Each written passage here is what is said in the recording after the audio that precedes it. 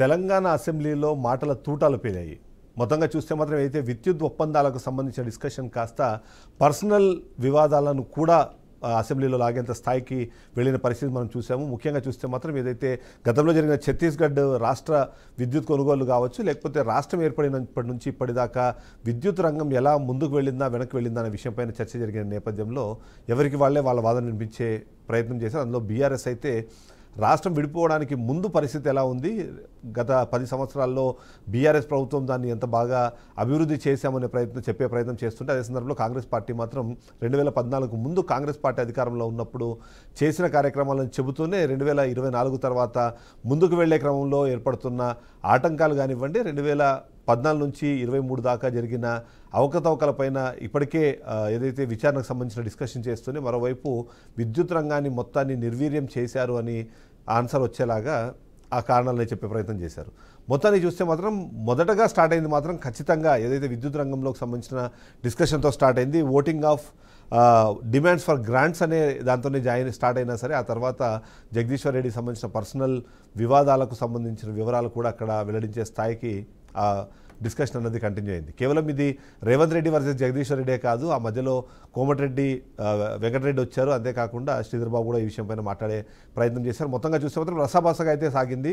ఈ సందర్భంలో నిజంగానే తెలంగాణ రాష్ట్రంలో విద్యుత్ రంగానికి సంబంధించిన అంత సిచ్యువేషన్ ఉందా, లేకపోతే ఇప్పుడు ఏదైతే రాష్ట్ర ప్రభుత్వం చెప్తుందో ఆ స్థాయిలో భయపడాల్సిన పరిస్థితి ఉందా అన్నది ఒకటైతే, అదే సందర్భంలో అవినీతి కానివ్వండి, అవకతవకలకు సంబంధించిన డిస్కషన్ జరగాల్సిన నేపథ్యం మనకు కనిపిస్తున్న విషయంలో ఈరోజు ఇదే విషయంపైన మేము చర్చను ప్రారంభిస్తున్నాము. చర్చలో మనతో పాటు రాజకీయ విశ్లేషకులు శేషు గారు జాయిన్ అవుతున్నారు. అలాగే బీజేపీ పార్టీ నుంచి అల్లాపూర్ శ్రీనివాస్ గారు కూడా ఇప్పటికే లైవ్లో జాయిన్ అయ్యారు. మొదటగా శేషు గారి దగ్గరికి వెళ్తే, శేషు గారు చూసాం ఇవాళ అంటే విద్యుత్ రంగానికి సంబంధించి అంటే 2014కి ముందు రాష్ట్ర విభజన జరగడానికన్నా ముందు కిరణ్ కుమార్ రెడ్డి ఒక పెద్ద ప్రజెంటేషన్ ఇచ్చారు. ఆ ప్రజెంటేషన్ ప్రకారం రాష్ట్రం విద్యుత్తుకు సంబంధించిన విషయంలో చాలా ఇబ్బందులు పడబోతుంది, ఆల్మోస్ట్ రాష్ట్రము అంధకారం కాబోతోంది అనే విధంగా చెప్పే ప్రయత్నం చేశారు. ఆ తర్వాత జరిగిన పరిణామం మనకు తెలుసు. కానీ 2024లో ఇప్పుడు రేవంత్ రెడ్డి ప్రభుత్వం వచ్చిన తర్వాత మరొకసారి ఈ 9 సంవత్సరాలు లేదా ఈ 10 సంవత్సరాల్లో జరిగిన కార్యక్రమాలు కానివ్వండి, లేకపోతే ఆ సందర్భంలో జరిగిన పీపీఎల్ కానివ్వండి, లేకపోతే విద్యుత్ కొనుగోళ్లకు సంబంధించి కానీ, అలాగే ఇన్ఫ్రాస్ట్రక్చర్ డెవలప్మెంట్కి సంబంధించిన డిస్కషన్ చేసే క్రమంలో పరిస్థితి అంత బాగాలేదు, అవకతవకలు ఉన్నాయి, అవినీతి ఉంది అనే విధంగా చెప్పే ప్రయత్నం అయితే చేస్తూ వస్తున్నారు. మీరు ఎలా చూస్తారు ఈ మొత్తాన్ని? నిజంగానే విద్యుత్ రంగము ఈరోజు అంతా సంక్షోభంలో ఉందంటారా? అందరికీ నమస్కారం. ఇవాళ బడ్జెట్ సెషన్ సందర్భంగా శాసనసభలో జరిగినటువంటి చర్చ voting of demand for grants అనేటటువంటి అంశము. దాంట్లో ఆర్థిక నిర్వహణకు సంబంధించి, విద్యుత్ డిమాండ్కు సంబంధించి ఇంకా 2-3 కీలక అంశాలపైన చర్చ జరగాల్సి ఉండే. మొత్తం శాసనసభలో కూడా అటు విపక్షాల మధ్య, అధికార పక్షం మధ్య విద్యుత్కు సంబంధించినటువంటి సవాళ్లు, ప్రతి సవాళ్లపైన చర్చ జరిగినట్టు కనపడింది. బట్ శాసనసభలో చర్చ కంటే కూడా రచ్చ ఎక్కువ జరిగినట్టుగా కనపడింది నాకైతే. మీరు ఇందాక మీ ఓపెనింగ్ రిమార్క్స్ లో చెప్పినట్లు శాసనసభలో ఈ విద్యుత్ డిమాండ్ పైన చర్చ కంటే రచ్చనే ఎక్కువ జరిగినట్టుగా మనకి కనపడింది. అది వ్యక్తిగతమైనటువంటి దూషణలు, వ్యక్తిగతమైనటువంటి సవాళ్ల దాకా పోయింది. నిజంగా అసలు విద్యుత్, దాని డిమాండ్, విద్యుత్ ఒప్పందాలు, విద్యుత్ కేంద్రాల ఏర్పాటు, వీటన్నిటిపైన ఒక అర్థవంతమైన చర్చ ప్రజలకు అర్థమయ్యేటట్టుగా జరగాల్సి ఉండే.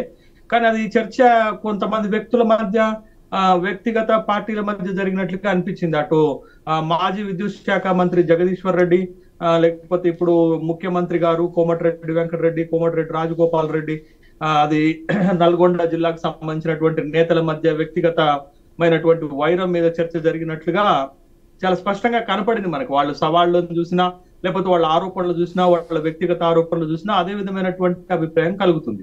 అయితే మనకి విద్యుత్ అనేటటువంటి అంశం వచ్చేసరికి ఇక్కడ మనం గమనించాల్సింది ఏంటంటే, ఇప్పుడు మనకి తెలంగాణలో కాంగ్రెస్ ప్రభుత్వం కొత్తగా అధికారంలోకి వచ్చిన తర్వాత వాళ్ళు మొట్టమొదటి శాసనసభ సమావేశంలోనే ఒక 3 అంశాలపైన శ్వేతపత్రం విడుదల చేశారు. ఆ 3 అంశాలు ఏంటంటే, ఒకటి కాళేశ్వరం పైన, రెండోది బడ్జెట్ అప్పుల పైన, మూడోది ఎలక్ట్రిసిటీ ఒప్పందాలు,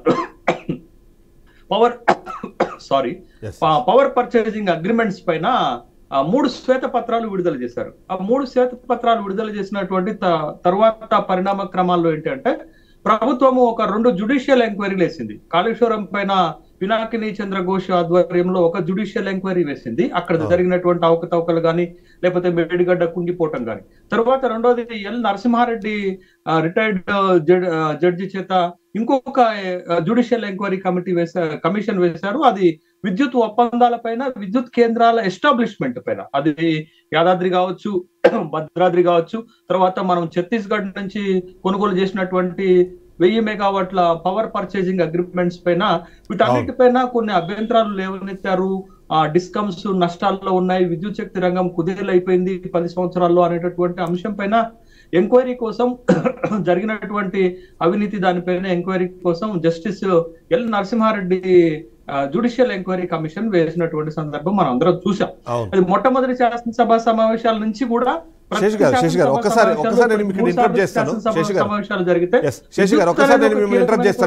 చర్చించారు. ఇప్పుడు బడ్జెట్ సమావేశాల్లో కూడా ఈ సందర్భంగా ఎలక్ట్రిసిటీ డిమాండ్స్ పైన వచ్చినటువంటి సందర్భంలో విద్యుత్ పైన చర్చ జరుగుతుంది. అసలు వాస్తవాలు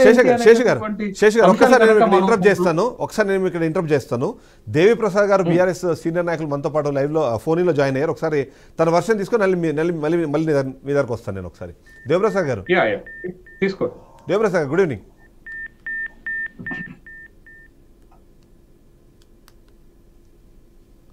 అయితే మొత్తానికి ఎందుకంటే ఇవాళ మనం చూస్తున్న నేపథ్యంలో పర్సనల్ రచ్చ వరకు వెళ్ళేది అన్నది సరే ఓకే, అది హీట్ ఆఫ్ మూమెంట్ అన్నది మనం అర్థం చేసుకోవచ్చు. కానీ నిజాలు ప్రజల దగ్గరికి వెళ్ళాలి అన్నది చాలా కీలకమైన పాయింట్. అది ఎందుకో రెండు పక్షాలు ఏమైనా విస్మరించారన్న అనుమానం కూడా చాలా మందిలో వస్తుంది. దేవప్రసాద్ గారు ఆల్రెడీ ఫోన్ కట్ అయినట్టుంది. మళ్ళీ ఒకసారి నేను లైన్లోకి తీసుకునే ప్రయత్నం చేస్తాను. శేష్ గారు ప్లీజ్ కంటిన్యూ. అదే ఇప్పుడు మీరు ఇందాక అన్నట్టు విభజన సమయంలో, విభజన జరగటానికి ముందు 2013లో జరిగినటువంటి పరిణామం ఏంటంటే, అప్పటి సమైక్య ఆంధ్రప్రదేశ్ చిట్ట చివరి ముఖ్యమంత్రి కిరణ్ కుమార్ రెడ్డి గారు అప్పుడు చెప్పినటువంటి మాట ఏంటంటే, రేపొద్దున రెండు రాష్ట్రాలు కనుక విడిపోతే వచ్చే సమస్య జల వివాదాల సమస్య వస్తుంది, రెండోది విద్యుత్ శక్తి సమస్య వస్తుంది, తెలంగాణ మొత్తం కూడా పాయింట్ ప్రెజెంటేషన్లు ఇచ్చినటువంటి సందర్భాన్ని మనం చూసాం. శేష్ గారు వన్ సెకండ్ ప్లీజ్. దేవప్రసాద్ గారు లైన్ లోకి వచ్చారు మరొకసారి. దేవప్రసాద్ గారు నమస్తే. చిదంబరం గారు నమస్తే. ఇవాళ మొత్తం మీద చూస్తే మాత్రం విద్యుత్ శక్తి అన్నది, ఎందుకంటే మొదటి నుంచి మీరు ఏదైతే ప్రోగ్రెస్ చేశామో రాష్ట్రంలో నిధులు నియామకాల తర్వాత విద్యుత్ అన్నదాన్ని నిజంగానే చాలా బాగా చేశామని మీరు చెప్తూ వచ్చారు ప్రతి సందర్భంలోనూ. అయితే ఇవాళ సిచ్యువేషన్ చూస్తుంటే మాత్రం రేవంత్ రెడ్డి అసెంబ్లీలో లేవనెత్తుతున్న అంశాలు కానివ్వండి, లేకపోతే ఇప్పటికే జ్యుడిషియల్ కమిషన్ సంబంధించిన డిస్కషన్లో కానివ్వండి, అవకతవకలు బాగా జరిగాయి, అవినీతికి బాగా స్కోప్ క్రియేట్ చేసుకున్నారు అన్నది ఒక ఆరోపణ వినిపిస్తుంది. ఏమంటారు మీరు? ఒకటి చిదంబరం గారు, ఇప్పుడు తెలంగాణలో విద్యుత్ కు సంబంధించినటువంటి స్థితి అందరికీ తెలిసిందే. ఎందుకంటే 2014కు ముందు తెలంగాణలో విద్యుత్ ఎట్లుంది, అప్పటి గౌరవ ముఖ్యమంత్రి రాజశేఖర రెడ్డి గారు ఉచిత విద్యుత్ ఇచ్చినప్పటికి కూడా తెలంగాణలో నాణ్యమైనటువంటి విద్యుత్ లేక అనేక అసహజ మరణాలు జరిగి అనేక మంది రైతులు విద్యుత్ నీటికి పడ్డ గోస మనకు అందరికి కూడా తెలుసు తెలంగాణ ఉద్యమం సందర్భంగా. దాన్ని అధిగమించడానికి అవసరమైనటువంటి నేపథ్యం అంటే, ఒకవైపు ఏమో ప్రధానమంత్రి మోదీ గారేమో మేమే విద్యుత్ ఎక్సెస్ వచ్చేటట్టు అన్ని రాష్ట్రాలకు ఇస్తున్నామని మోదీ గారు చెప్తారు. ఇంకొక వైపు ఏమో మన్మోహన్ గాంధీ గారు చేసిన కృషి వలన కరెంట్ వచ్చింది 24 గంటలు అని వాళ్ళు చెప్తారు, నిరంతర విద్యుత్ అని. అంటే వారు పరిపాలించిన కర్ణాటకలో నిరంతర విద్యుత్ లేదు, వీరు పరిపాలించిన కొన్ని రాష్ట్రాల్లో నిరంతర విద్యుత్ లేదు అని చెప్పడానికి ఇక ఉదాహరణలు అక్కర్లేదు. కానీ తెలంగాణలో విద్యుత్ అనేటువంటిది కిరణ్ కుమార్ రెడ్డి అహంకారం మాటలు మనం చాలా స్పష్టంగా చూసినాం. ఆయన కట్టబెట్టి చెప్పిండు తెలంగాణ వస్తే మీకు చీకట్లో ఉంటారని. కానీ తెలంగాణ వచ్చినాక 6 నెలలు 8 నెలలు 1 year లోనే ఒక నాణ్యమైనటువంటి విద్యుత్తును తీసుకురావడానికి అనేక ప్రయత్నాలు చేసినాం. అనేక సబ్ స్టేషన్లు పెంచిండ్రు, అనేక కేవీ సబ్ స్టేషన్లు పెంచిండ్రు, ట్రాన్స్మిషన్ లైన్స్ వేసిండ్రు. అవసరమైనటువంటి విద్యుత్ కొనుగోలుకు సంబంధించి కూడా ప్రభుత్వ రంగ సంస్థ అయినటువంటి ఛత్తీస్గఢ్తో కావచ్చు మిగతా వాటితో ఒప్పందాలు చేసుకున్నటువంటి మాట వాస్తవం. అట్లాగే రెండవది కూడా ఇవాళ అసెంబ్లీలో చాలా అబద్ధపు మాటలు ఏంటంటే, జైపాల్ రెడ్డి గారు కేంద్ర మంత్రి జైపాల్ రెడ్డి గారి వల్ల తెలంగాణలో విద్యుత్ ఎక్కువ వచ్చింది అనేటువంటి మాటలు రేవంత్ రెడ్డి గారు మాట్లాడుతూ ఉంది. ఇది శుద్ధ అబద్ధం అని. ఆనాడు తెలంగాణ ప్రాంతంలో ఉన్నటువంటి బోర్లు తెలంగాణ విభజన చట్టం సందర్భంగా విద్యుత్ వినియోగం అనేటువంటిది ఎట్లా ఉంది, ఉమ్మడి రాష్ట్రంలో ఎట్లా ఉంది, తెలంగాణలో ఎట్లా ఉంది అనేటువంటి అంశం మీద ఒక సుదీర్ఘమైనటువంటి చర్చ జరిగింది. ఎక్కువ అవసరాలు ఉన్నటువంటి ఎక్కువ విద్యుత్ వినియోగిస్తున్నటువంటి తెలంగాణకి వినియోగంకు ప్రపోర్షనేట్ గా విద్యుత్ ఇవ్వాలనేటువంటి విషయం మీద ఆ రోజు విభజన జరిగింది. జరిగిన తర్వాత కూడా ఆంధ్రప్రదేశ్ లో ఉన్నటువంటి ఆ విద్యుత్ ఏదైతే ఉందో అది కూడా తీసేసినటువంటి మాట వాస్తవం. కాబట్టి ఇటువంటి సందర్భంలో ఇవాళ అసెంబ్లీలో రేవంత్ రెడ్డి గారు మాట్లాడినటువంటి మాటలు చాలా సత్యదూరంగా ఉన్నాయి. నేనేమంటున్నా, కేసీఆర్ గారి పరిపాలనలో, కేసీఆర్ గారి విద్యుత్ విషయంలో ఎక్కడైనా ఒప్పందాల్లో కావచ్చు, లేకుంటే సాంకేతిక పరమైనటువంటి లోపాలు ఉంటే ఎంక్వైరీ చేయడానికి కానీ, విచారించడానికి కానీ, వాటిని వెలికి తీయడానికి కానీ ఎవరికి అభ్యంతరం ఉండదు. కానీ ఇప్పుడు వాళ్ళు చేస్తున్న మరొక ఆరోపణ, మీరు అడిగినట్టుగానే విచారణ కమిటీని వేశాం మేము, కేవలం మీరు ఆ విచారణ కమిటీకి సంబంధించిన వ్యక్తిని మీరు ఎగ్జాంపుల్గా చూపిస్తూ లేకపోతే బూచిగా చూపిస్తూ మీరు అసలు కమిషన్ ముందే హాజరు కాకపోవడానికి కూడా వాళ్ళు విమర్శిస్తున్నారు. హాజరై మీ వర్షం మీరు చెప్పేస్తే అయిపోతుంది కదా అన్నది ఒక ప్రశ్న. చిదంబరం గారు బూచి కాదు, ఏ కమిషన్ అయినా చేయాల్సిన పని ఏంటండి? ఆరోపణలు వచ్చినప్పుడు, ఏవైనా అలిగేషన్స్ వచ్చినప్పుడు దానికి సంబంధించినటువంటి అన్ని వర్గాలని సరైనటువంటి రీతిలో పిలిచి ప్రభుత్వానికి కమిటీ నివేదిక ఇవ్వాలి. కమిషన్ బహిరంగంగా నివేదిక ప్రకటించేటువంటి హక్కు లేదనేటువంటి విషయం అందరికి తెలిసిందే. కాబట్టి కేసీఆర్ గారు ఒక ప్రత్యేకమైనటువంటి లేఖ రాసి ఇగో మొదలే ఇట్లా జరుగుతున్నది అనేటువంటి అంశాన్ని వారు చెప్పి సమాజంలో దోషిగా చిత్రీకరించేటువంటి ప్రయత్నం చేస్తా ఉన్నారు. కాబట్టి ఈ జడ్జి మీద మాకు అనుమానాలు లేనటువంటిది ఒక బహిరంగ లేఖనే రాసింది కేసీఆర్ గారు. అవును. ఆ తర్వాత కోర్టుకు పోయినప్పుడు డెఫినెట్ గా దేనికైనా కోర్టుకు పోవడానికి ఒక పౌరునికి హక్కు ఉంటది. హైకోర్టులో తప్పు జరిగితే సుప్రీంకోర్టుకు పోతాం, కింద మున్సిపల్ లో జరిగితే డిస్ట్రిక్ట్ కోర్టుకు పోతాం. ఈ దొందరలు ఉంటే అందుకే కదా ఒక దగ్గర మర్డర్ కేసు ప్రూవ్ అయితే ఇంకొక దగ్గర విడుదల చేసినటువంటి సందర్భాలు ఎన్నో ఉన్నాయి. కాబట్టి అట్లాగే రెండవది కూడా సామాన్య పౌరుడు ఎవరైనా కూడా ఒక పబ్లిక్ ప్రాసిక్యూటర్ కావచ్చు, ఒక జడ్జికి సంబంధించి కావచ్చు, బెంచ్కి సంబంధించి పై వాళ్లకు కాంప్లైంట్ చేసేటువంటి అధికారం ఉంటుందండి. అది యాక్సెప్టెడ్. కనీసం ఇప్పుడు నరసింహారెడ్డి మీద మీరు అబ్జెక్షన్ చెప్పారు, సుప్రీంకోర్టు దీనిలోకి ఇంటర్వ్యూన్ అయింది కాబట్టి ఇప్పుడు ఆయన కూడా మార్చేసి కొత్త వ్యక్తిని ఇవాళ సాయంత్రం వరకు అనౌన్స్ చేస్తామని కూడా గవర్నమెంట్ అన్నది. నిజంగానే కొత్త వ్యక్తి ఇప్పుడు ఆ కమిషన్ను బాధ్యతలు చేపట్టిన తర్వాతనే మీరు వెళ్ళి సమాధానం చెప్తారా, లేకపోతే కమిషన్ రద్దు చేయాలని అదే సుప్రీంకోర్టులో మీరు వేసిన పిటిషన్కి పట్టుబట్టి మీరు అక్కడే వెళ్లకుండా ఆగిపోతారు? ఇప్పుడు ఈడీకి సంబంధించినటువంటి కేసులు తీసుకోండి, కేంద్ర ప్రభుత్వం సంబంధించినటువంటి సంస్థ. ఈడీలు ఎవరి మీదైనా కేసు పెట్టినప్పుడు ఈ కేసులు తప్పని మనం అడుగుతాం. లేదు మీరు రావాలన్నప్పుడు పోయి విచారణకు హాజరైతే ఎన్ఫోర్స్మెంట్, విజిలెన్స్ కావచ్చు, ఏవైనా కావచ్చు. ఇది కూడా రేపు దాని అవసరాలను బట్టి ముఖ్యమంత్రి గారు సంతకాలు చేస్తారా, రేపు ఛత్తీస్గఢ్ వాళ్ళని పిలుస్తారా, బిహెచ్ఎల్ వాళ్ళని పిలుస్తారా, ఈ ప్రొసీజరల్ మెథడ్స్ ఏముంటాయి, దాని కండిషన్స్ ఏముంటాయి అనేటువంటి విషయం మీద డెఫినెట్ గా మేము అవసరమైనటువంటి సందర్భంలో ఆర్గ్యుమెంట్ చేస్తాం, అవసరమైతే విచారణకు హాజరైతాం, చెప్తాం. ఇది ఊహాజనితమైన ప్రశ్న. రాడు పోడు అనేటువంటి దాన్ని పట్టుకొని మీరు కమిషన్ చైర్మన్ ఎవరో ప్రకటించండి. ప్రకటించిన తర్వాత ప్రాసెస్ లో డెఫినెట్ గా ఏ అధికారి తప్పు చేసినా, ఎవరు తప్పు చేసినా జరగాల్సిందే. ఇయో భారతదేశంలో ఎట్లయిపోయింది అంటే ప్రజాస్వామ్య వ్యవస్థలో ఒక ప్రభుత్వం పోగానే ఇంకొక ప్రభుత్వం పరిపాలించినంత విధ్వంసం అనేటువంటి మాట కామన్ అయింది. ఇప్పుడు ఆంధ్రప్రదేశ్ చంద్రబాబు నాయుడు అదే మాట మాట్లాడుతున్నాడు, ఇక్కడ రేవంత్ రెడ్డి అదే మాట్లాడుతున్నాడు, ఇంకొక దగ్గర ఇంకొక ముఖ్యమంత్రి అదే మాట్లాడతాడు. అంటే వచ్చిన పరిపాలించిన వాళ్ళు వాళ్ళ ప్రాధాన్యతను బట్టి వాళ్ళు సమస్యల కోసం ప్రయత్నం చేస్తారు. ఇప్పుడు భారతీయ జనతా పార్టీ అయినా, కాంగ్రెస్ అయినా వారి పరిపాలన, ఏ ప్రధానమంత్రి అయినా, ఏ ముఖ్యమంత్రి అయినా, ఏ మంత్రి అయినా ప్రజల్ని పూర్తిగా నిర్వీర్యం చేయాలి, ప్రజలకు ఏం అందకుండా చేయాలని ఎవరు చూడరండి. డెఫినెట్ గా ప్రజలు బాగుపడాలని ఏ రాజకీయ పార్టీ అయినా, ఇర్రెస్పెక్టివ్ ఆఫ్ పొలిటికల్ అఫిలియేషన్. కానీ ఈ ఎగ్జిక్యూషన్ చేసేటువంటి సందర్భంలో ఎక్కడైనా అటువంటి అవినీతి జరిగితే డెఫినెట్ గా చర్యలు తీసుకోవచ్చు అనేది నా అభిప్రాయం. Right. Thank you very much Devi Prasad గారు, మీరు లైన్లోకి వచ్చి మీ వర్షం ఇచ్చినందుకు. ఒకసారి అల్లాపూర్ శ్రీనివాస్ గారి దగ్గరికి వెళ్దాం. శ్రీనివాస్ గారు, ఎందుకంటే అంటే టైం ఎక్కువ టైం అయిందని శేష్ గారికి మళ్ళీ వెళ్ళలేదని మీ దగ్గరకు వస్తే మళ్ళీ శేష్ గారి దగ్గర నేను వెళ్తాను. అయితే శ్రీనివాస్ గారు, ఇక్కడ ఇప్పుడు దేవిప్రసాద్ గారి వర్షం చాలా క్లియర్గా విన్నాం మనం. ఎందుకంటే ఏ ప్రభుత్వం మారినా సరే పాత ప్రభుత్వంలో విధ్వంసం జరిగింది అనే మాట మాట్లాడి వీళ్ళు చేయాల్సిన పనులను లేకపోతే వీళ్ళు తీసుకోవాల్సిన బాధ్యతలను పక్కదావ పట్టిస్తున్నారు అన్నది ఒక వర్షంగా చెప్పే ప్రయత్నం చేస్తారు. అదే సందర్భంలో రాష్ట్రము విడిపోయేటప్పుడు ఎలాంటి పరిస్థితులు ఉండేవి, ఈరోజు చూస్తే ఆ పరిస్థితులు లేవు కదా. సరే మీరు అంటే టెక్నికల్ అంశాలు ఏదైనా సమస్యలు ఉంటే వాటిని విచారించడానికి మీకు అవకాశం ఉంది కాబట్టి అవన్నీ చూసి చేయండి, కానీ బట్ మొత్తంగా ఏమీ జరగలేదని చెప్పడం మాత్రం కరెక్ట్ కాదు అన్నది ఇప్పుడు దేవిప్రసాద్ గారు చెప్పిన ఒక మాట. ఏమంటారు మీరు? ఇప్పుడు బీఆర్ఎస్ కన్నా ముందు అంటే 14 కన్నా ముందు 2014 కన్నా ముందు ఉన్నటువంటి కరెంట్ పరిస్థితి 14 అయిన తర్వాత కొద్ది రోజుల తర్వాత 3-4 years తర్వాత కరెంట్ పరిస్థితి కొద్దిగా 15 తర్వాత అనుకోండి, 16-17 తర్వాత పవర్ మెరుగైంది. దాన్ని ఎవరు ఖండించను కూడా. అది తప్పు కూడా అన్నాను. రాష్ట్రానికి అవసరమైనటువంటి విద్యుత్ సరఫరా రైతులకు కావచ్చు, ఇండస్ట్రీస్ కావచ్చు, ప్రజలకు కావచ్చు, డొమెస్టిక్ సిస్టంలో కావచ్చు అవసరం. దాన్ని ఇవ్వడంక దాన్ని ఎవరు తప్పు పట్టలేమే. కానీ దాని పేరు మీద దుబారా ఖర్చులు కావడం కావచ్చు, లేకుంటే అసందర్భంగా అగ్రిమెంట్ చేసుకొని ఎక్కువ రేట్లకు అగ్రిమెంట్ చేసుకొని అంతకన్నా తక్కువ రేటుకు మళ్ళీ బయట దొరుకుతా ఉంటే అంతకన్నా తక్కువ ఖర్చుతో ఇక్కడ పవర్ జనరేషన్ చేసేటువంటి అవకాశం ఉన్నప్పుడు ఇంకో 1 year 2 years 3 years కొద్దిగా అడ్జస్ట్ చేసుకుని ఉంటే, మీరు చెప్పేది ప్రెస్టేజ్ కోసం పోయినారు. ఏది 24 hours రైతులకు మేము కరెంట్ ఇస్తాం నిరంతరాయంగా అని చెప్పి వాస్తవానికి 24 hours రైతులకు అవసరం ఉంటుందా పవర్? రైతులు చెప్తారు మాకు 9 గంటలు చాలు బాబు మహాప్రభు అని చెప్తారు. 9 కాదు 10 కాదు 12 తీసుకోండి.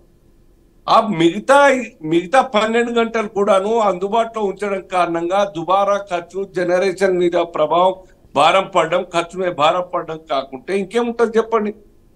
అలాగే ఆ యొక్క అవసరం లేని దాన్ని తీసుకోకుండా తక్కువ తీసుకుంటే ఆ ఖర్చు తగ్గుతుంటే, ప్రభుత్వం మీద భారం పడకపోతుంటే, ప్రజల మీద దాన్ని రేట్ పెంచే అవసరం లేకుండే.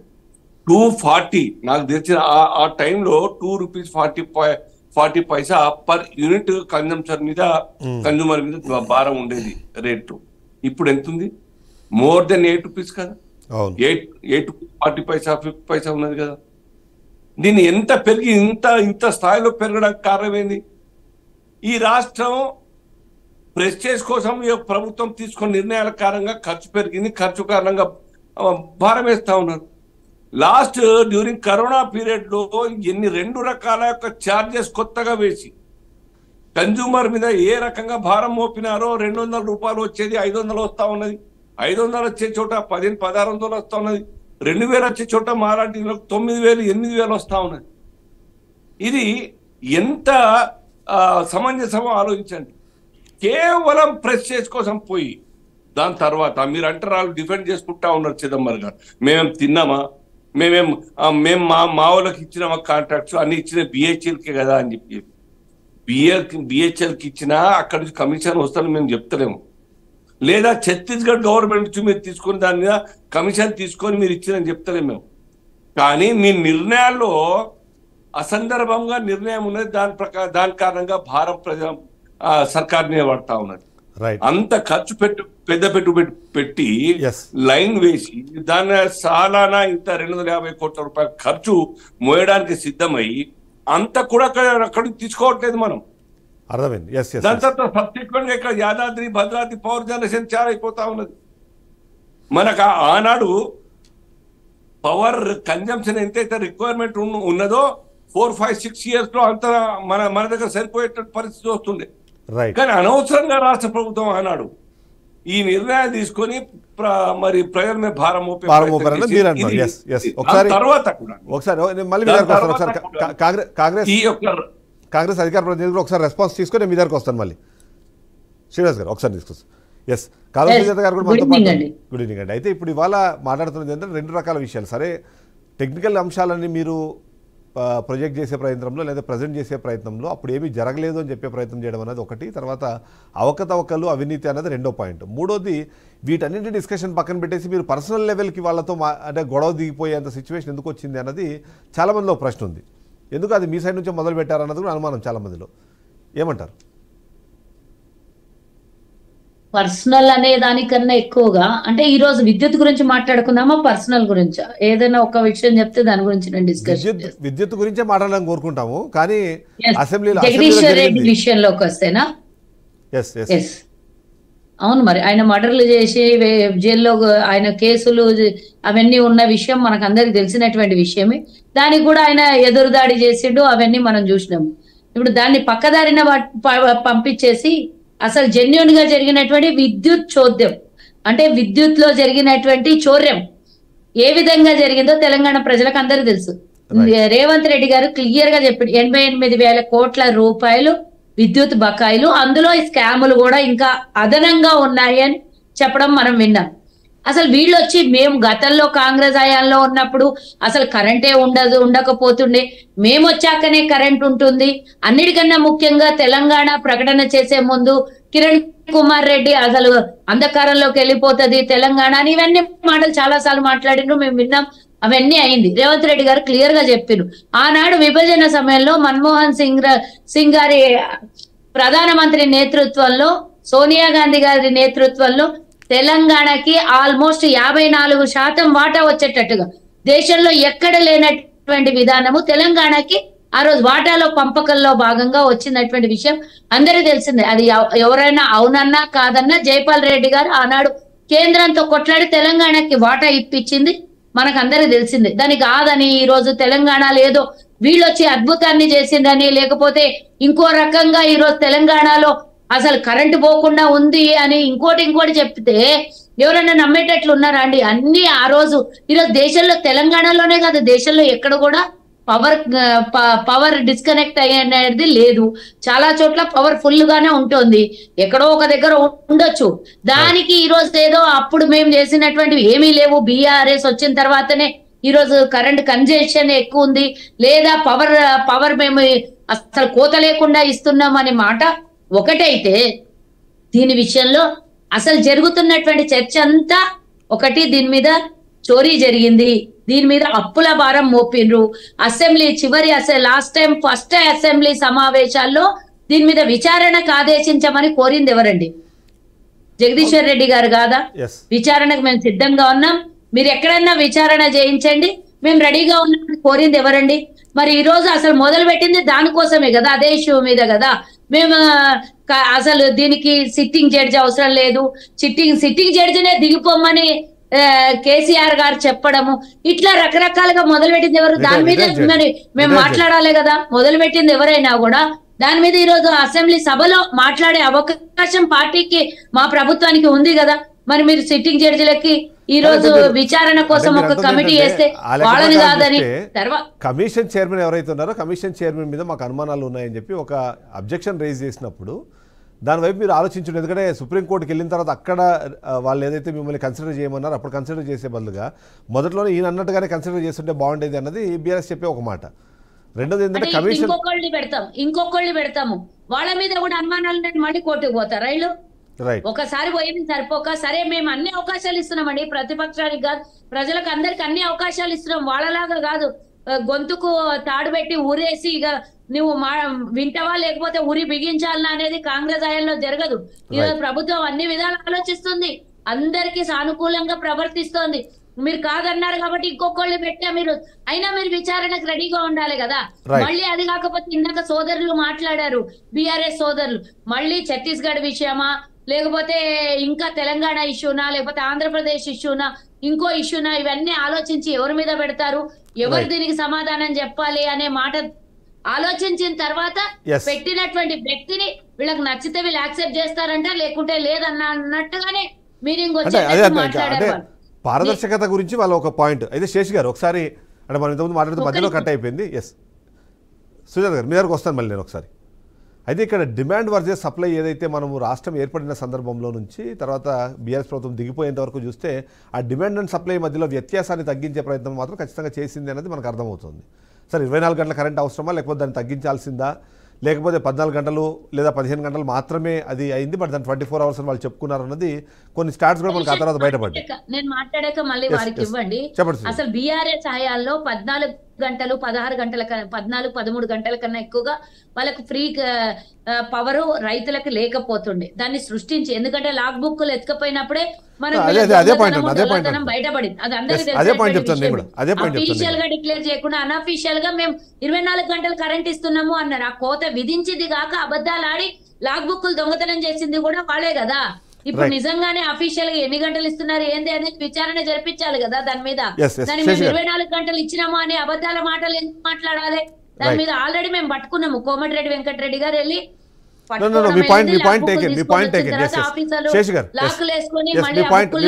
వెళ్ళిపోవడం మనం చూసినాం. ఇప్పుడు ప్రతిపక్షాలు లేకపోతే అధికార పక్ష ఆరోపణలు ప్రత్యారోపణలు ఎట్లున్నా కానీ ఒక్కటి మాత్రం వాస్తవాలు తెలవాలి. ఏంటంటే విద్యుత్ పైన తెలంగాణ ప్రజలకు వాస్తవాలు తెలవాల్సినటువంటి అవసరం ఉంది. ఇది ఒక పాయింట్ అయితే. రెండోది, మీకు తెలంగాణ రాష్ట్రం ఏర్పాటు అవుతున్నటువంటి సందర్భంలో 2014లో ఉన్నటువంటి పొజిషన్ మన అందరికీ తెలిసిందే. అప్పుడు తెలంగాణతో పాటు దేశంలో చాలా రాష్ట్రాల్లో పవర్ కట్స్ ఉన్నాయి. ఇప్పుడు దేశంలో 24 రాష్ట్రాల్లో ఎక్కడ కూడా పవర్ కట్స్ లేనటువంటి సందర్భాన్ని మనం చూస్తున్నాం. అయితే తెలంగాణ రాష్ట్రం ఏర్పడుతున్నటువంటి సందర్భంలో తెలంగాణలో విపరీతమైనటువంటి పవర్ కట్స్ ఉన్నాయి. జనరేటర్లు, ఇన్వర్టర్లు పెట్టుకొని మనం అప్పుడు ఇబ్బందులు పడినటువంటి క్రమాన్ని కూడా మనం చూసాం. తెలంగాణ రాష్ట్రం ఏర్పాటు అవుతున్నప్పుడు 7,779 మెగావాట్ల విద్యుత్ సామర్థ్యం ఉంటే ఇవాళ 18,569 మెగావాట్ల విద్యుత్ సామర్థ్యానికి పెరిగింది. కాబట్టి ఇవాళ మనకి తెలంగాణ రాష్ట్రంలో ఎక్కడ కూడా పవర్ కట్స్ అనేవి లేదు. మనం ఒక మాట ఒప్పుకొని తీరాలి. ఏంటి అని అంటే, ఈ 10 సంవత్సరాల కాలంలో తెలంగాణలో ఈ ఉత్పత్తి సామర్థ్యాన్ని కనుక పక్కన పెడితే డిస్ట్రిబ్యూషన్ ఛానల్లో మన విద్యుత్ శక్తి సంస్థలు చాలా పకడ్బందీగా పనిచేశాయి. ఎక్కడ కూడా పవర్ కట్స్ లేకుండా చూశారు. ఒకటి. రెండోది, అప్పుడు బీఆర్ఎస్ ప్రభుత్వం అయినా ఇప్పుడు కాంగ్రెస్ ప్రభుత్వం అయినా ఎక్కడ పవర్ కట్స్ లేకుండా చూశారు. రెండోది, వ్యవసాయ రంగానికి 24 గంటల ఉచిత విద్యుత్ అందించేటటువంటి ఏకైక రాష్ట్రంగా కూడా మొత్తం దేశంలో తెలంగాణ ఆ పేరైతే ఉన్నటువంటి మాటని మనం కాదనలేనటువంటి విషయమే. కాబట్టి ప్రొడక్షన్ వైపు కాకుండా డిస్ట్రిబ్యూషన్ ఛానల్లో తెలంగాణ ఒక మంచి ప్రగతి సాధించింది మిగతా రాష్ట్రాల విషయంలో మనం చూడొచ్చు. అయితే ఇక్కడ జరిగినటువంటిది ఏంటంటే, ఈ 10 సంవత్సరాలలో పవర్ అగ్రిమెంట్స్ కానీ పవర్ జనరేషన్ ప్రాజెక్ట్స్ ఏర్పాటులో జరిగినటువంటి విషయాలపైన కాంగ్రెస్ అనేక రకాలైనటువంటి అభ్యంతరాలు వ్యక్తం చేస్తుంది. ఒకటి, ఛత్తీస్గఢ్ నుంచి 1000 మెగావాట్ల పవర్ కొన్నాం. పవర్ కొనేటప్పుడు జరిగినటువంటి అగ్రిమెంట్స్ ఏంటది? ఆ అగ్రిమెంట్స్ లో ఓపెన్ కాంపిటేటివ్ బిడ్డింగ్ కాకుండా నామినేషన్ పద్ధతి పైన ఎక్కువ రేటు పెట్టి మనం విద్యుత్ శక్తిని యూనిట్కి కొన్నామనేటటువంటిది ఒకటే అభియోగం అయితే, రెండవది మార్వా జనరేషన్ ప్రాజెక్ట్ నుండి అది ప్రాజెక్ట్ ఏర్పాటు కాకముందే మనం ఒప్పందాలు చేసుకున్నాం. దాంతో మనం ఒప్పందం చేసుకున్న 2 సంవత్సరాల తర్వాత కానీ వాళ్ళు విద్యుత్ శక్తి ఇవ్వలేదు మనకి అనేటటువంటిది ఒకటి. దానివల్ల మనకి నష్టం జరిగింది. ఎక్కువ యూనిట్కి మనం డబ్బులు పెట్టి కొన్నామనేది ఒక అభియోగం. రెండోది, మనం యాదాద్రి మన యాదాద్రితో పాటు భద్రాద్రి ఈ పవర్ జనరేషన్ ప్రాజెక్ట్స్ ని ఏర్పాటు చేసేటప్పుడు అక్కడ టెక్నాలజీ పైన కూడా ఒక అభ్యంతరాలు ఉన్నాయండి. సూపర్ క్రిటికల్ టెక్నాలజీ కాకుండా సబ్ క్రిటికల్ టెక్నాలజీ తోటి మనం ఈ పవర్ ప్రాజెక్టులను ఏర్పాటు చేస్తున్నాము. అది చట్టంలో అట్లా లేదు. మనం సబ్ క్రిటికల్ టెక్నాలజీతో ఏర్పాటు చేయటం వల్ల ఆ పవర్ ప్రాజెక్టుల యొక్క సామర్థ్యం పైన అనుమానాలు వస్తున్నాయి అనేటటువంటిది ఒకటి. తర్వాత దానికి కూడా ఓపెన్ కాంపిటేటివ్ బిడ్డింగ్ కాకుండా నామినేషన్ పద్ధతి పైన బిహెచ్ఎల్ కానీ లేకపోతే మిగతా దానికి కానీ ఇవ్వటాన్ని కాంగ్రెస్ పార్టీ అభ్యంతరాలు చేస్తుంది. ఆ అభ్యంతరాల పైన ఇప్పుడు జ్యుడిషియల్ ఎంక్వైరీ జరుగుతున్నటువంటి క్రమంలో. బట్ దీని అంతటికి కూడా బీఆర్ఎస్ పార్టీ ఏమందంటే, ఆ రోజు తెలంగాణకు ఉన్నటువంటి పవర్ షార్టేజ్ వల్ల ప్రజలకు నాణ్యమైనటువంటి విద్యుత్తును అందించడానికే మేము ఈ అగ్రిమెంట్స్ చేసుకున్నాము. తర్వాత సూపర్ క్రిటికల్ టెక్నాలజీని వాడటం బదులుగా సబ్ క్రిటికల్ టెక్నాలజీని వాడటం వల్ల ఆ పవర్ ప్రాజెక్టులను తొందరగా పూర్తి చేయాలనేటటువంటి ఆలోచనతోటి మేము ఇది చేశాము. దీంట్లో ఏమీ అవినీతి జరగలేదు అనేటటువంటి ఒక ఎస్టాబ్లిష్మెంట్ అయితే బీఆర్ఎస్ పార్టీ చేస్తుంది. అది జరిగిందా జరగలేదా, ఏం జరిగింది, అటు పవర్ పర్చేసింగ్ అగ్రిమెంట్స్ లో కానీ ఇటు భద్రాద్రి పవర్ ప్రాజెక్ట్ ఎస్టాబ్లిష్మెంట్ లో కానీ జరిగినటువంటి అవినీతి ఏందనేది ఇప్పుడు ఖచ్చితంగా బయట రావాల్సింది. దానికి కమిషన్ కూడా చాలా కీలకమైన పాత్ర పోషించబోతుంది అక్కడ. ఎస్, ఒక షార్ట్ బ్రేక్ తీసుకుందాం. బ్రేక్ తర్వాత, ఎందుకంటే ఇక్కడ 2 విషయాలున్నాయి. ఒకటి, అవకతవకలు జరిగాయన్న విషయం పైన ఏదైతే బీఆర్ఎస్ పార్టీ కాంగ్రెస్ పార్టీ ఒక విధమైన వర్షన్స్ వాళ్ళు చెప్తున్నారు. బట్ కమిషన్ ఏర్పాటు అయిన తర్వాత జరిగే పరిణామాలు కూడా చాలా కీలకంగా మారిపోతుంది. ఏదైతే విద్యుత్ కొనుగోళ్లకు సంబంధించి లేకపోతే విద్యుత్కి సంబంధించి ఇన్ఫ్రాస్ట్రక్చర్ డెవలప్మెంట్ సంబంధించిన విషయాల్లోనే ఇవాళ మొత్తంగా ఎక్కువ చర్చ జరిగే ప్రయత్నం జరిగింది. అవకతవకలు అవినీతి జరిగిందన్న విషయాన్ని కాంగ్రెస్ పార్టీ చెప్పే ప్రయత్నం చేస్తుంటే, అదే సందర్భంలో బీఆర్ఎస్ మాత్రం డిఫెండ్ చేసుకునే ప్రయత్నం చేస్తుంది. శ్రీనివాస్ గారు, ఇక్కడ వచ్చిన సమస్యల్లో ఏంటంటే, వీళ్ళు మేము ఆత్రపడ్డాం. ఎందుకంటే రాష్ట్రం విడిపోయే క్రమంలో ప్రజలు ఎవరైతే ఉన్నారో వాళ్ళు ఇబ్బంది పడకూడదు అనుకుంటే డిమాండ్ వర్సెస్ సప్లైలో చాలా తేడా ఉంది. కాబట్టి కంపల్సరీ ఆ రోజుకి అవకాశం ఉన్న అన్ని వనరులు ఉపయోగించుకోవాలనే ప్రయత్నంలో భాగంగా మాత్రమే మేము పీపీఎస్ చేసుకున్నాము. తద్వారానే అన్ని జరిగాయన్నది ఒకటి చెప్పే ప్రయత్నం చేస్తున్నాం. బట్ అదే సందర్భంలో 2014లో మీకు గుర్తుంటే ఏదైతే అమృత్ అనే ఒక స్కీమ్ను మీరు తీసుకొచ్చే ప్రయత్నం చేశారు. అప్పుడు దాన్ని ఆంధ్రప్రదేశ్కి వర్తింపజేశారు, తెలంగాణకు అప్పుడు వర్తింపజేయలేదు. ఎందుకంటే ఆ రోజు ఎన్డీఏలో భాగస్వామిగా ఉండే టీడీపీ పార్టీ అక్కడ అధికారంలో ఉంది కాబట్టి అక్కడ మీరు ఇంప్లిమెంట్ చేశారు, తెలంగాణలో ఇంప్లిమెంట్ చేశారు. సబ్జెక్ట్ కరెక్షన్, మేబీ స్కీమ్ పేరు అమృతే అనుకుంటాను. 24 గంటలు నిరంతర విద్యుత్ ఇచ్చే పరిస్థితి. ఉదయ్ స్కీమ్ 2017, అది మోటార్లు బిగించాలి ఇదంతా అన్నది.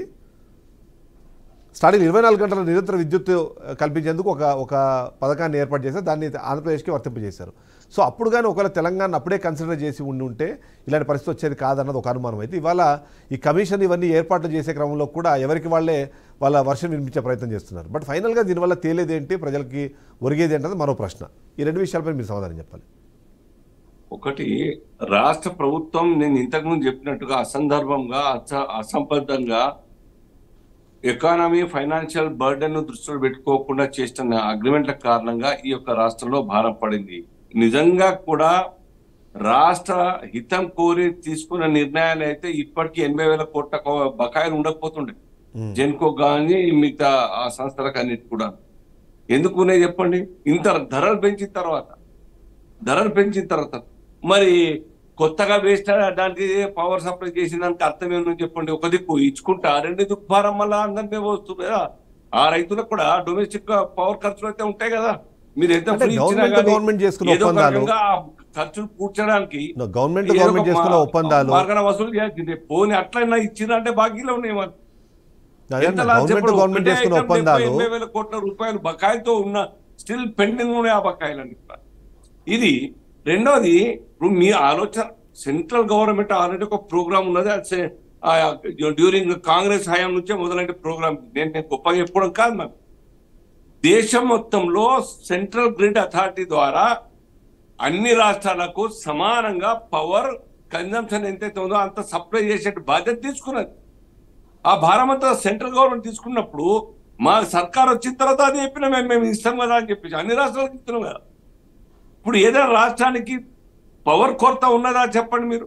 ఇంతకు శేషు గారు చెప్పినారు 24 కాదు అన్ని రాష్ట్రాలకు అదే పరిస్థితి. నార్త్ ఈస్ట్ స్టేట్ కూడా ఎక్కడ కూడా పవర్ షార్టేజ్ అంటూ లేదు.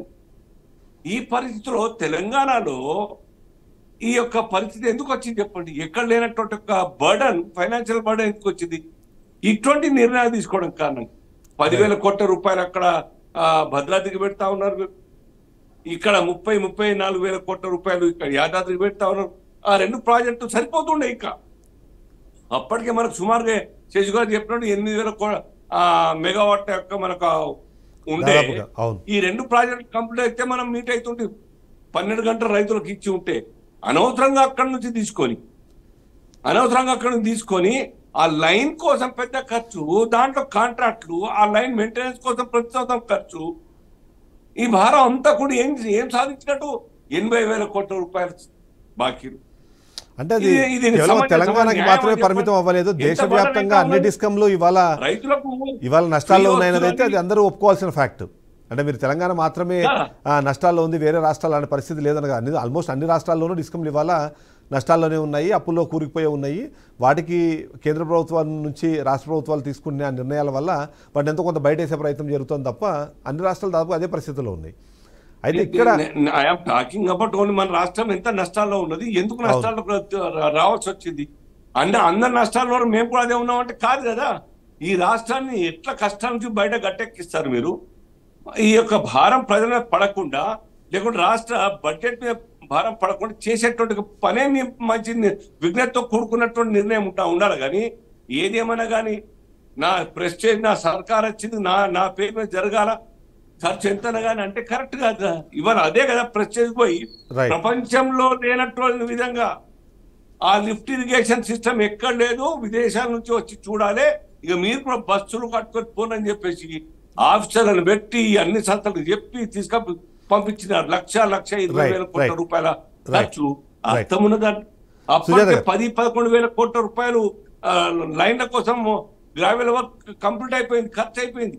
దానికి ఇంకొక 20,000 కోట్లు 28,000 కోట్ల రూపాయలు ఖర్చు చేస్తే గ్రావెల్ ద్వారా ఆ సేమ్ కెపాసిటీ గల ఇరిగేషన్ మన ప్రాంతానికి అందిస్తుండే ఆ ప్రాజెక్ట్ ద్వారా.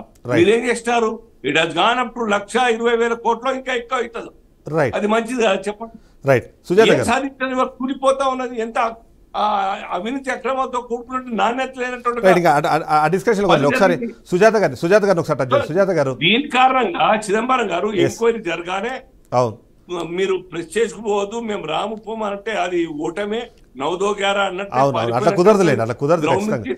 సుజాత గారు, నిజాయితీ నిరూపించుకోండి, తప్పులు జరగకుంటే. సుజాత గారు, ఇవాళ బీఆర్ఎస్ పార్టీ చేస్తున్న 2 వర్షన్స్. ఒకటి, మా ప్రభుత్వ హయాంలో మేము చేసిన దానికి ఖచ్చితంగా ఒకటి గవర్నమెంట్ అగ్రిమెంట్ జరిగాయన్నది ఒక పాయింట్ చెప్తుంటే, మరొక కీలకమైన పాయింట్ BHELకే మేము అన్ని ఇచ్చాం, అది కేంద్ర ప్రభుత్వ సంస్థ కాబట్టి అందులో అవకతవకలు జరిగే అవకాశం కానీ లేదా మీరు అనుకున్నట్టుగా కమిషన్లు అది జరిగే అవకాశం లేదన్నది ఒక పాయింట్ చెప్పే ప్రయత్నం చేశారు. కానీ ఇప్పుడు అసలైన కీలకమైన పాయింట్ ఏంటంటే, మీరు BHELని తప్పించి ప్రైవేటు ఆపరేటర్స్ని తీసుకొని రావాలి, ముఖ్యంగా అదానిని మీరు దీంట్లో తీసుకొని రావాలనే ఉద్దేశంతోనే అప్పుడు జరిగిన ట్రాన్సాక్షన్స్ని మీరు బూచిగా చూపించి వాళ్ళ అదానిని ఈ రంగంలోకి ఇంట్రడ్యూస్ చేసే ప్రయత్నం చేస్తున్నారు అన్నది మీ మీద వినిపించిన మరో ఆరోపణ.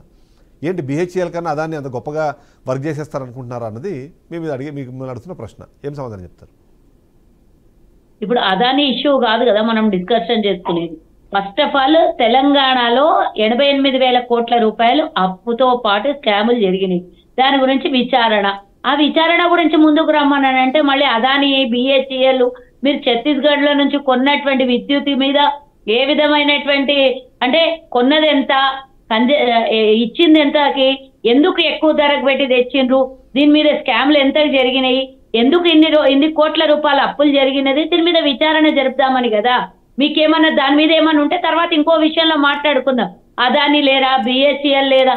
BHEL లో మనం ఇందాక సీనన్న మాట్లాడినట్టు మోటార్లు తెచ్చి BHELకి ఇవ్వాల్సినటువంటి కాంట్రాక్టు, ప్రభుత్వ సంస్థకి ఇవ్వాల్సినటువంటి కాంట్రాక్టు ప్రైవేట్ వాళ్ళకి ఇచ్చి కోట్ల రూపాయలు ఒక్క జనరేటర్ ఖరీదు మనం చూసినాం కదా గతంలో. జనరేటరు మన కాళేశ్వరం ప్రాజెక్టు జనరేటరు కోట్ల రూపాయలు పెట్టి జనరేటర్ కొన్నారు. అసలు BHEL లో కొంటే ఏ ధరకు వచ్చేదో బయట వీళ్ళు కోడ్ చేసిన ధర ఎంతనో BHEL లో కొని కోడ్ ఎంత చేస్తారో మనం కళ్ళారా చూసినాం. దాని మీదనే ఎంత పెద్ద స్కామ్ ఉందో మనం చూసినాం. అట్లాంటిది ఈ రోజు మళ్ళీ అదాని అంబానీ ఇష్యూ పక్కన పెడదాం, దీని గురించి మళ్ళీ డిస్కషన్ చేద్దాం. ఫస్ట్ ఈ విచారణ కోసం వీళ్ళు సంసిద్ధం ఎందుకు లేరు, దీనికి ఈ కమిటీ వద్దు ఆ కమిటీ వద్దు. మీరు తప్పు చేయకపోతే కమిటీ ముందు హాజరు కండి, తప్పు చేయకపోతే నిరూపించుకోండి, మీరు కడిగిన ముత్తల్లాగా బయటికి రండి. దీంట్లో ఉన్నటువంటి సందేహం ఏంటి మీకు? మేము ఆరోపణలు చేస్తున్నాం, మీరు నిరూపించుకునే బాధ్యత మీ మీద ఉంది కదా. ఈరోజు కవితను అరెస్ట్ చేసిండ్రు, కేసీఆర్ అన్నాడు కదా నా బిడ్డ కడిగిన ముత్తెల్లాగా వాపసు వస్తుంది అన్నారు. విచారణలో తెలుస్తుంది కదా బిడ్డ కడిగిన ముత్యమా ఆణి ముత్యమా ఏ ముత్యమా అని తెలుస్తుంది. ఇప్పుడు ఫస్ట్ విచారణ చేయాలి కదా. విచారణ కన్నా ముందే ఆ కమిటీ మాకు ఇష్టం లేదు, మేము సుప్రీంకోర్టుకు పోతాము, ఈ కమిటీ మీకు ఇష్టం లేదు అంటే ఏమన్నా రేవంత్ రెడ్డి గారి సర్కారు మీ ఇష్టం మీద అనవసరం ఇష్టం లేకుండా కూడా అనవసరమైనటువంటి దొంగతనం సృష్టించి మీ మీద దొంగతనం ఓపెన్ బుక్ ఇది, ప్రతి ఒక్కటి చాలా పారదర్శకంగా జరిగింది. కేవలం మీరు ఈ అనుమానాల్ని రేకెత్తించే క్రమంలో BHEL మీద లేకపోతే గత ప్రభుత్వం చేసిన ఏదైతే కార్యక్రమాలనే వాటి మీద ఒక మచ్చ వేసేసి మీరు అనుకుంటున్నట్టుగా ప్రైవేట్ ప్లేయర్స్ తీసుకొని రావాలనే ప్రయత్నం మాత్రమే అక్కడ జరుగుతుంది అనేది బీఆర్ఎస్ పార్టీ చెప్తున్నమాట. ప్రైవేట్ గురించి ఎందుకు మాట్లాడాలండి? ప్రైవేట్ ఎందుకు తీసుకొని వస్తారు? ప్రైవేట్ తీసుకొని రాదు. ఇప్పుడు మేము కొట్లాడుతున్నదల్లా ధర ఎక్కువ పెట్టి తీసుకొచ్చుకొని అక్కడ ఛత్తీస్గఢ్ ప్రభుత్వంతో అగ్రిమెంట్ చేసుకొని ఇక్కడ ఇచ్చిన ధర ఏంటి, ప్రజల మీద మీరు మోపిన భారం ఎంత, ఇదంతా దేనికోసం జరిగింది అనేది విచారణలో తెలుస్తుంది కదా. మీరు అదానికి అప్పచెప్పాల్సినటువంటి అవసరం మాకు కాంగ్రెస్ కి ఏం లేదండి. అదానికి ఇవ్వాల్సినటువంటి అవసరం మాకు అంతకన్నా లేదు. మేము అందరము అవినీతి చేసే వాళ్ళ మీద మేము పోరాటం చేస్తున్నాం కానీ వాళ్ళకిస్తాం వీళ్ళకిస్తామని మేము మాట్లాడట్లేదు కదా. కేవలం ఉన్నదల్లా 88,000 కోట్ల అప్పుతో పాటు మీరు చేసిన స్కాములు ఇంతగానం అప్పు తెలంగాణలో పెరిగిపోవడానికి కారణం ఏంటి?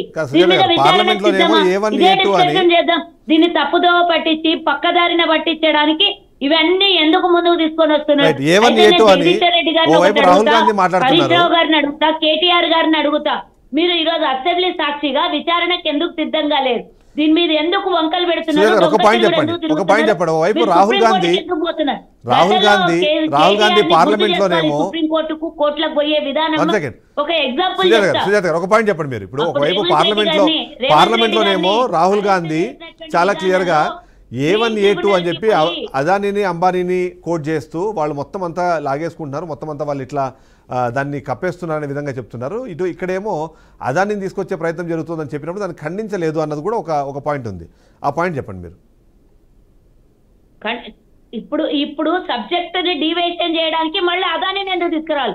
ఖండించలేదు అంటే రేపు పొద్దున అదాని వచ్చిన రోజు మీరు మాట్లాడతారు కదా, ఆ రోజు సమాధానం చెప్పుకుందాం. మనకి ఎవరు దేశంలో తక్కువ ధరిస్తే వాళ్ళతో కోడి చేసుకుంటాం. అదానియా అంబానియా కాదు కదా, మనం ప్రజల సొమ్ముని కాపాడే బాధ్యతలో కూర్చున్నాం మనం. మరి కేసీఆర్ ఎందుకు చేయలేకపోయిండు? రేపు పొద్దున ఎవరిచ్చినా కూడా ఆ కన్జెక్షన్ ఆ ధరకి తక్కువ ధరకి ఇస్తే అదానియా ప్రైవేట్ సంస్థన గవర్నమెంట్ సంస్థన, గవర్నమెంట్ సంస్థలతో ఈక్వల్ గా ఇచ్చే వాళ్ళు ఎవరు వచ్చినా కూడా ముందరకు తీసుకోవడానికి సిద్ధంగా ఉంటది.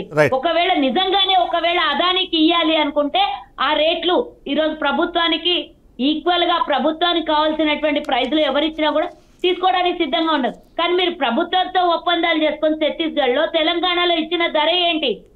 తెలంగాణ ప్రజల మీద మోపిన ధర ఎంత, భారం ఎంత? ప్రైవేటు ధర కన్నా ఎక్కువగా ఈ రోజు భారాలు మోపిండ్రు.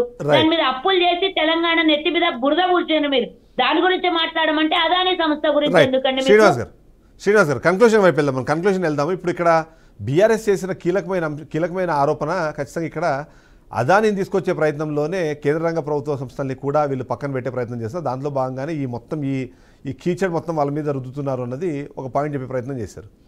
సో ఏంటి అదాని ఇక్కడ కూడా రాబోతున్నారా? ఎందుకంటే మాట్లాడుతుంటే అదానిని తీసుకొస్తారనే సమస్య ఎందుకు ఇక్కడ ఇప్పుడు? రైట్, నో అంటే అక్కడ ఉంది. ఎందుకంటే ఇప్పుడు శ్రీనివాస్ గారు దానికి క్లారిటీ ఇవ్వాలి. ఎందుకంటే ఇప్పటికే రాష్ట్రంలో ఉన్న ఒక్కొక్క రంగాన్ని వాళ్ళు లాగేసుకుంటున్నారు. అందులో భాగంగా అదాని ఇప్పటికే ఉంది. తెలంగాణ రాష్ట్రంలో లేకపోవచ్చు కానీ బట్ నార్త్ ఇండియాలో ఆల్రెడీ వాళ్ళకి సంబంధించిన ఇది నడుస్తుంది కాబట్టి ఇక్కడ తీసుకొచ్చే ప్రయత్నం జరుగుతుందన్న ఒక అనుమానం వ్యక్తం చేశారు. కాబట్టి ఏమంటారు శ్రీనివాస్ గారు? అదే ఆ ఆరోపణలో పసలేదు. ఆ సందర్భంగా ఇప్పుడు ఈ యొక్క అంశం ఇప్పుడు ముందర లేదు. ఆ ప్రశ్న అదాని ఫీల్డ్ లో రాలేదు. రైట్, ఏదైనా ఉంటే ఆ రాష్ట్ర ఛత్తీస్గఢ్ గవర్నమెంట్ ద్వారా అక్కడ వాళ్ళు కొంటురా కొని వీళ్ళకి ఇస్తురా అని మనకు తెలియదు. అనవసరంగా ఇప్పుడు విచారణ గురించి సహకరించాలి. నిజంగా బీఆర్ఎస్ పార్టీ కనుక ప్రజల యొక్క హితం కోరి రాష్ట్ర హితం కోరి మాట్లాడుతుంటే మరి విచారణకు సపోర్ట్ చేయాలి. అవినీతి మీ నోటీసులో జరగాలి అనుకుంది, మీరు చేయలే అనుకుంది. ఒక్క నిమిషం కోసం అధికారులు చేసి ఉంటారు అనుకున్నాం. అధికారులకు శిక్ష పడదా విచారణ జరిగిన తర్వాత? మీరు చేయలేని గొప్పగా చెప్పుకుంటారు కదా. అయితే లాస్ట్ పాయింట్ చెప్పండి ఇక్కడ లాస్ట్ పాయింట్ చెప్పండి. ఎందుకంటే విచారణ మీదనే అనుమానం వ్యక్తం చేస్తున్నారు. రైట్, విచారణ పైన అనుమానం వ్యక్తం చేస్తున్నారు. ఎందుకంటే ఇవాళ కమిషన్లు ఏవి వేసినా అవి ప్రభుత్వానికి అనుకూలంగా తీర్పులు ఇస్తాయి, లేకపోతే అలాంటి ప్రతి ఒక్క బడ్జెట్ అలొకేషన్ లో అవినీతి లేకుండా ఉండలేదు. అయితే లాస్ట్ పాయింట్ చెప్పండి. ఎందుకంటే కమిషన్లు వేయడం కానివ్వండి, విచారణ చేసే క్రమంలో అవన్నీ రాష్ట్ర ప్రభుత్వం ఆధీనంలో జరుగుతాయి, వాళ్ళ కన్సర్న్లోనే జరుగుతాయి. కాబట్టి చిదంబరం గారు ఇవాళ 10 మంది ఎమ్మెల్యేలు బయటకు వచ్చినారు, 4-5 ఎంపీలు బయటకు వచ్చినారు. వాళ్ళందరూ మళ్ళీ చిట్టా ఎత్తుగా మాట్లాడుతున్నారు అందరు కూడా. రైట్, అయితే లాస్ట్ పాయింట్ చెప్పండి శ్రీనివాస్ గారు. లాస్ట్ పాయింట్ ఒక పాయింట్ చెప్పండి. లాస్ట్ పాయింట్ ఎందుకంటే రైట్ శ్రీనివాస్ గారు లాస్ట్ పాయింట్ ఉన్నది. అప్పుడు ఇంకా అబద్ధాలు మాట్లాడుతూ ఉన్నారు. రైట్ శ్రీనివాస్ గారు లాస్ట్ పాయింట్ చెప్పండి. ఎందుకంటే ఇవాళ ఈ మధ్యకాలంలో ఎట్లా అంటే విచారణలు కానివ్వండి, లేకపోతే దాని మీద జరిగే ఈ కమిషన్లు కానివ్వండి ప్రభుత్వ ఆధీనంలో ఉంటాయి. ప్రభుత్వం ఏదైతే కోరుకుంటుందో అదే తరహా రిపోర్ట్స్ ఇస్తాయి అనేది ఒక అనుమానం వ్యక్తం చేస్తూ అవి కోర్టులోకి వెళ్ళిన తర్వాత కానీ మాకు న్యాయం జరగదు అనే మాట చాలామంది మాట్లాడే ప్రయత్నం చేస్తున్నారు. సో ఈ కమిషన్ కూడా అలాంటిది అన్నది ఒక అనుమానం. దాన్ని మీరేమంటారు? అనుకున్నారు, మీకు అనుమానం ఉంటే ఉండదు. కానీ మీరే నిన్న గవర్నమెంట్ నడిచిన వాళ్ళు కదా. ఈ వ్యవస్థలో ఈ కమిషన్లు, ఎంక్వైరీలు, విజిలెన్స్ అన్ని కూడా భాగమే ప్రభుత్వంలో. ఇప్పుడు ఈ సర్కార్ వచ్చింది కాబట్టి వాళ్ళు అడుగుతుంటే మీరు కమిషన్ ముందర వెళ్ళండి కదా. అదే కనుక మీ మాటలో కరెక్టే ఉంటే మీ మాట సుప్రీంకోర్టు కొట్టి వేస్తుండే, కమిషన్ అవసరం లేదు, రెగ్యులేటరీ కమిషన్ కాబట్టి అవసరం లేదని చెప్తుండే. చెప్పలేదు అంటే కొత్త చైర్మన్ నియమించమని చెప్పడం అంటే దాని అర్థం వాస్తవాలు బయటికి రావాలి, ఆ కమిషన్ ఎంక్వైరీ చేయాల్సిందే, వాస్తవాలు బయటికి రావాల్సిందే అని సుప్రీంకోర్టు ఒక అభిప్రాయం చెప్పాలని చెప్పి అర్థం చేసుకుని బయటికి రావాలి. నేను చెప్పేది శేష్ గారు, ఇక్కడ డీవియేషన్ పాలిటిక్స్ అంటారా, లేకపోతే ఆ డిస్కషన్లో డీవియేషన్ చేయడానికే ఆ పేర్లు తీసుకొస్తున్నారో తెలియదు కానీ ఖచ్చితంగా ప్రైవేట్ ప్లేయర్లను దీంట్లో తీసుకొచ్చే ప్రయత్నంలో భాగంగానే ఇవన్నీ జరుగుతున్నాయన్నది బీఆర్ఎస్ పార్టీ ఒక మాట అనేసి వదిలేసింది. దాని తగ్గట్టుగా విచారణలు కానివ్వండి, ఎంక్వైరీలు కానివ్వండి, ఇవన్నీ జరిగే క్రమంలో ప్రభుత్వానికి అనుకూలంగానే రిపోర్ట్స్ వస్తాయి అన్నదాన్ని ఒక అనుమానం కూడా వ్యక్తం చేశారు. సో ఎలా చూడాలంటారు ఈ 2 పాయింట్స్ని? కంక్లూడ్ చేద్దాం. ఒకటి నేను అదాని విషయం గురించి నేను చెప్తాను. ఇప్పుడు తెలంగాణలో 2 ఆన్గోయింగ్ పవర్ ప్రాజెక్ట్స్ విషయాలలో ఒకటి భద్రాద్రి పవర్ ప్రాజెక్టు 1040 మెగావాట్లు అది పూర్తి అయిపోయింది. దాన్ని దేంతో పూర్తి చేశారు? సబ్ క్రిటికల్ టెక్నాలజీ తోటి పూర్తి చేశారు. యాక్చువల్ గా దేంతో చేయాలంటే సూపర్ క్రిటికల్ టెక్నాలజీ తోటి పూర్తి చేయాలి. అది అయిపోయింది. ఇక మిగిలింది ఏంటి అంటే గత 8-9 సంవత్సరాలుగా 2 సంవత్సరాల్లోనే పూర్తి చేయాలి అగ్రిమెంట్. అదే BHEL తో ఉన్నటువంటి అగ్రిమెంట్ ఏంటంటే యాదాద్రి పవర్ ప్రాజెక్ట్ ని 2 సంవత్సరాల్లో పూర్తి చేయాలనేది.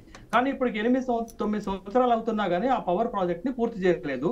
ఆ పవర్ ప్రాజెక్ట్ ని పూర్తి చేయాలి అంటే మనం వాడాల్సింది సబ్ క్రిటికల్ టెక్నాలజీ కాదు, సూపర్ క్రిటికల్ టెక్నాలజీ వాడాలి యాదాద్రికి కూడా. అది విభజన చట్టంలో ఉన్నటువంటి అంశంగానే మనం చూడాలా.